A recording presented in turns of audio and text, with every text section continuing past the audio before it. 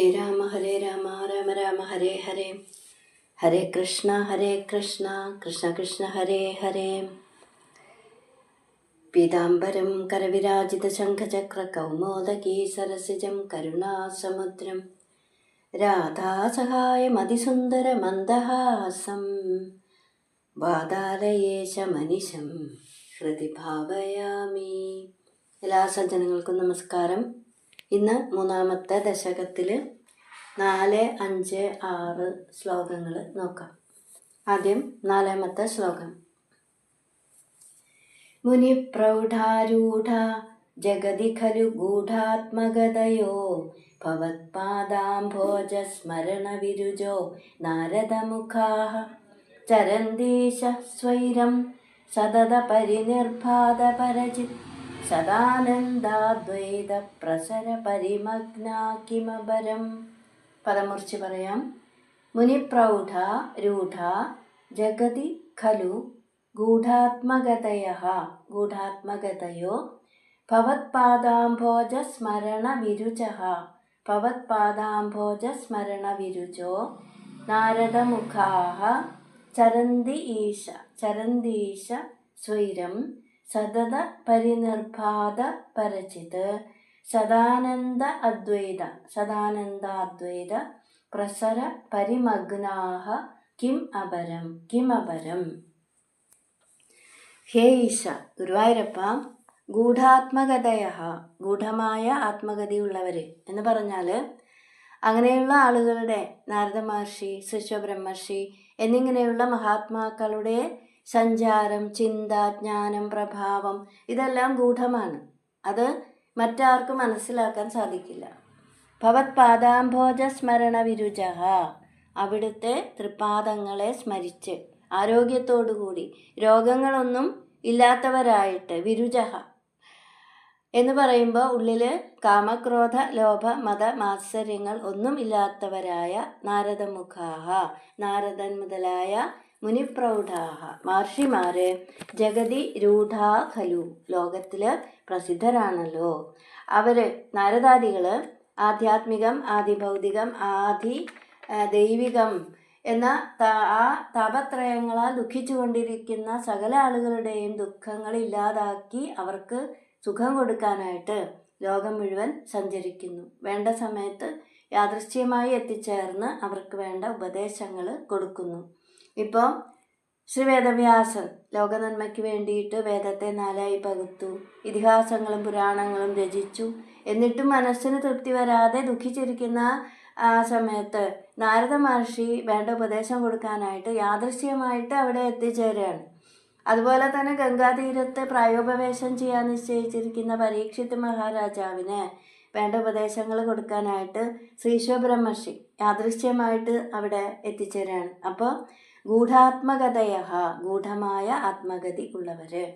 ഇനി സതത പരിനിർഭാത, എല്ലായ്പ്പോഴും പ്രകാശിച്ചു കൊണ്ടിരിക്കുന്ന പരചിത്, പരം എന്ന് പറഞ്ഞാൽ ശ്രേഷ്ഠം, ചിത്ത് ജ്ഞാനം, സദാനന്ദ അദ്വൈത പ്രസര പരിമഗ്നാഃ, അഖണ്ഡമായ സച്ചിദാനന്ദത്തിൽ മുഴുകി. അപ്പോൾ സതത പരിനിർഭാത പരചിത് സദാനന്ദാദ്വൈത പ്രസര പരിമഗ്നാഃ സമസ്ത പദമാണ്.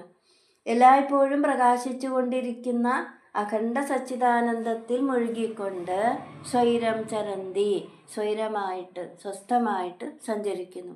അപരം കിം, മറ്റെന്താണ്, വേറെന്താണ് വേണ്ടത്? അപ്പോൾ സർവകർമ്മങ്ങളും സച്ചിദാനന്ദ സ്വരൂപമായ സർവേശ്വരനിൽ സമർപ്പിക്കുക എന്നത് മാത്രമാണ് താപത്രയങ്ങൾക്ക്, ദുഃഖങ്ങൾക്ക് പരിഹാരമായിട്ടുള്ളത്. അങ്ങനെ സഞ്ചരിക്കുന്നവർക്ക് ജീവിതത്തിൽ മറ്റൊന്നും തന്നെ നേടേണ്ടതായിട്ടില്ല എന്ന് സാരം. ഇനി 5ാമത്തെ ശ്ലോകം. ഭവദ്ഭക്തിസ്ഫീത ഭവതു മമ സൈവ പ്രശമയേദശേഷക്ലേശൗഘം ന ഖലു ഹൃദി സന്ദേഹകണികാ ന ചേദ്വ്യാസസ്യോക്തിസ്തവ ച വചനം നൈഗമവജോ ഭവേന്മിഥ്യാരഥ്യാ പുരുഷവചനപ്രായമഖിലം. പദമുറിച്ച് പറയാം. ഭവദ്ഭക്തി സ്ഫീത ഭവതു മമ സാ ഏവ സൈവ പ്രശമയേത് അശേഷ ക്ലേശ ഔഖം. പ്രശമയേത് അശേഷ ക്ലേശ ഔഖം ന ഖലു ഹൃദി സന്ദേഹ കണിക.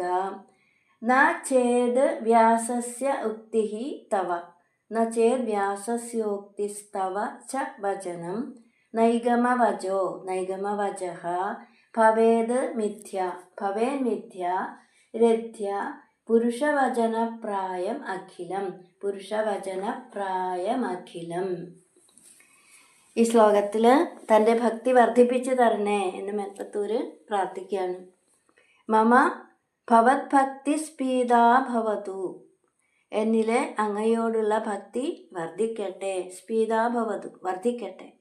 എനിക്ക് ആ തൃപ്പാദങ്ങളിലുള്ള ഭക്തി വർദ്ധിപ്പിച്ചു തരണേ എന്ന് മേൽപ്പത്തൂർ പ്രാർത്ഥിക്കുകയാണ്.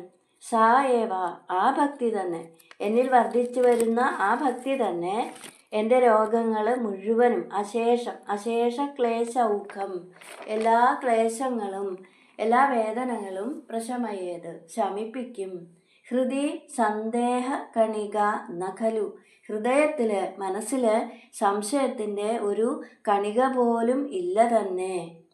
അപ്പോൾ ഭഗവാനോടുള്ള ഭക്തി വർദ്ധിക്കുകയാണെങ്കിൽ തൻ്റെ എല്ലാ രോഗങ്ങളും അതുകൊണ്ടുള്ള ക്ലേശങ്ങളും മുഴുവനായിട്ട് ഇല്ലാതാകും. ആ കാര്യത്തിൽ എനിക്ക് യാതൊരു സംശയവുമില്ല എന്ന് മേൽപ്പത്തൂർ പറയാണ്. എന്നാ ചെയ്ത്, അതല്ലെങ്കിൽ, ഞാൻ പറഞ്ഞത് ശരിയല്ലെങ്കിൽ, വ്യാസസ്യ ഉക്തിഃ തവ വചനം നൈഗമവചനം ച അഖിലം. വ്യാസൻ പറഞ്ഞതും ഭഗവാനെ അവിടുന്ന് പറഞ്ഞതും അതുപോലെ തന്നെ വേദത്തിൽ പറഞ്ഞിരിക്കുന്നതും, നിഗമം എന്ന് പറഞ്ഞ വേദത്തിൽ പറഞ്ഞിരിക്കുന്നതും ഒക്കെ തന്നെ രഥ്യ പുരുഷവചനപ്രായം, അലഞ്ഞു തിരിഞ്ഞ് നടക്കുന്നവരുടെ വാക്കുപോലെ മിഥ്യാ ഭവേത്, അസത്യമായിട്ട് ഭവിക്കും എന്ന് പറഞ്ഞാൽ മേൽപ്പത്തൂർ പറയുകയാണ്, ഗുരുവായൂരപ്പ ഞാനിപ്പോൾ പറഞ്ഞത് ശരിയല്ലെങ്കിൽ ശ്രീമദ് ഭാഗവതത്തിലെ ശ്രീ വേദവ്യാസൻ പറഞ്ഞിരിക്കുന്നതും ഭഗവത്ഗീതയിൽ അങ്ങ് തന്നെ പറഞ്ഞിട്ടുള്ളതും അതുപോലെ തന്നെ വേദവാക്യങ്ങളും എല്ലാം വെറുതെ അലഞ്ഞു തിരിഞ്ഞ് നടക്കുന്നവരുടെ വാക്കുപോലെ അസത്യമായിട്ട് വരുമല്ലോ. അപ്പോൾ എന്താണ് മേൽപ്പത്തൂർ പറയുന്നത്? ഭഗവാനിലെ ഭക്തി വർദ്ധിക്കും തോറും സകല രോഗങ്ങളും ക്ലേശങ്ങളും ദുഃഖങ്ങളും ഇല്ലാതാകുമെന്ന് മേൽപ്പത്തൂർ ഉദാഹരണ സഹിതം ഉറപ്പിച്ച് തന്നെ പറയുകയാണ്. ഇനി 6ാമത്തെ ശ്ലോകം. ഭവദ്ഭക്തിസ്താവത് പ്രമുഖമധുരാ ത്വദ്ഗുണരസാദ് കിമപ്യാരൂഢാ ചേത് അഖില പരിതാപപ്രശമനി. പുനശ്ചാന്ദേ സ്വാന്ദേ വിമല പരിബോധോദയമിളൻ മഹാനന്ദാദ്വൈതം ദിശതി കിമതഃ പ്രാർത്ഥ്യമപരം. പദമുറിച്ച് പറയാം. ഭവദ്ഭക്തിഃ താവത്, ഭവദ്ഭക്തിസ്താവത് പ്രമുഖ മധുര ത്വത് ഗുണരസാദ് കിമപി ആരൂഢാ ചേത്, കിമപ്യാരൂഢാ ചേത് അഖില പരിതാപ പ്രശമനി. പുനഃ ച അന്തേ, പുനശ്ചാന്തേ സ്വാന്തേ വിമല പരിബോധോദയമിളൻ മഹാനന്ദ അദ്വൈതം, വിമല പരിബോധോദയമിളൻ മഹാനന്ദാദ്വൈതം ദിശതി കിമതഃ പ്രാർത്ഥ്യമപരം. ഇവിടെ ഭക്തിയിലൂടെ ജ്ഞാനമുണ്ടാകുന്നു, ആ ജ്ഞാനത്തിലൂടെ വിരക്തി ഉണ്ടാകുന്നു, വിരക്തി മുക്തിക്ക് കാരണമാകുന്നു എന്ന് പറയാണ്. താവത്, അങ്ങനെ ഭവദ്ഭക്തി, അങ്ങയുടെ ഭക്തി പ്രമുഖ മധുരാഹ, ആരംഭത്തിൽ തന്നെ മധുരമുള്ളതാണ്. ത്വദ്ഗുണരസാദ്, അങ്ങയുടെ ഗുണങ്ങളിൽ രസിച്ചുകൊണ്ട്, അങ്ങയുടെ ഗുണഗണങ്ങളെ കേട്ട് ആസ്വദിച്ചുകൊണ്ട് എന്ന് പറയുമ്പോൾ ഭക്തി തുടങ്ങുന്നത് തന്നെ ഭഗവാന്റെ കഥകൾ കേട്ടും നാമം ജപിച്ചും കീർത്തനങ്ങൾ ആലപിച്ചും ഒക്കെയാണ്. അവിടെയാണ് ഭക്തിയുടെ തുടക്കം. അതുകൊണ്ട് ഭക്തി തുടക്കത്തിൽ തന്നെ മധുരമുള്ളതാണ് എന്ന് മേൽപ്പത്തൂർ പറയുകയാണ്. കിമപി ആരൂഢാ ചേത്, കുറച്ചെങ്കിലും വളരുകയാണെങ്കിൽ, ആരൂഢാ ചേത് ആരോഹണം ചെയ്താൽ, ഉയർന്നു വന്നാൽ, ഭഗവത് ഭക്തി വളരാൻ തുടങ്ങുമ്പോൾ തന്നെ അഖില പരിതാപ പ്രശമനി, എല്ലാ ദുഃഖങ്ങളും മുഴുവനായിട്ട് തന്നെ, അഖിലം മുഴുവനായിട്ട് തന്നെ ഇല്ലാതാകും. പുനഃ അന്തേ, അപ്പോൾ അതിൻ്റെ അവസാനത്തിലോ എന്ന് പറഞ്ഞാൽ ഭക്തി അതിൻ്റെ പാരമ്യത്തിലെത്തുമ്പോൾ സ്വന്തേ സ്വാന്തേ സ്വാന്തേ എന്ന് പറഞ്ഞാൽ മനസ്സിൽ അവനവൻ്റെ ഉള്ളിൽ മനസ്സിൽ വിമല പരിബോധ ഉദയമിളൻ, പരിശുദ്ധമായ ജ്ഞാനത്തിൻ്റെ ഉദയവും പരമാനന്ദമായ അദ്വൈതവും കൂടിച്ചേർന്ന, മിളൻ എന്ന് പറഞ്ഞാൽ കൂടിച്ചേർന്നത്, ഐക്യം, മഹാനന്ദ അദ്വൈതം, പരമാനന്ദത്തിൻ്റെ ഐക്യത്തെ ദിശതി പ്രദാനം ചെയ്യുന്നു. അപ്പോൾ ഗുരുവായൂരപ്പ അങ്ങയിലെ ഭക്തി വളരാൻ തുടങ്ങുമ്പോൾ തന്നെ മനസ്സിലെ മധുരമായ അനുഭൂതി ഉണ്ടാകാൻ തുടങ്ങും. കുറച്ചുകൂടെ വളർന്നാൽ സകല ബുദ്ധിമുട്ടുകളും രോഗങ്ങളും ക്ലേശങ്ങളും ഒക്കെ തന്നെ ഒഴിവായി തുടങ്ങും. ഭക്തി അങ്ങനെ വർദ്ധിച്ച് വരുമ്പോൾ ഉള്ളിൽ ആത്മജ്ഞാനം പ്രകാശിക്കുകയും അദ്വൈതാനുഭൂതി ഉണ്ടാവുകയും പരമാനന്ദം അനുഭവിക്കാൻ സാധിക്കുകയും ചെയ്യും. ഹരേ കൃഷ്ണ.